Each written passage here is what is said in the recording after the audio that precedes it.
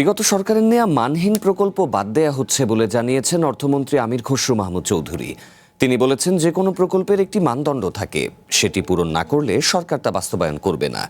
রবিবার রাজধানীর আগারগাঁওয়ে পল্লী কর্মসহায়ক ফাউন্ডেশন PKSF এর আয়োজনে এক অনুষ্ঠানে অর্থমন্ত্রী আরও বলেছেন, শুধু রাজনীতিতেই নয়, অর্থনীতিতেও গণতন্ত্রের চর্চা থাকতে হবে। ফ্যামিলি কার্ড, কৃষক কার্ড সহ নানা কর্মসূচি নিয়ে দেশকে এগিয়ে নিতে সরকার কাজ করছে বলেও জানান অর্থমন্ত্রী। জনশক্তিকে দক্ষ করে দেশীয় এবং আন্তর্জাতিক অঙ্গনে তুলে ধরার তাগিদ দিয়েছেন তিনি।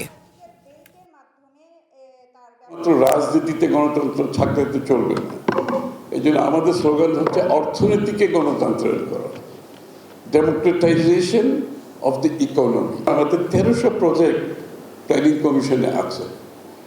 A lot of them has no value for money, no return on investment, never considered employment, never considered environment.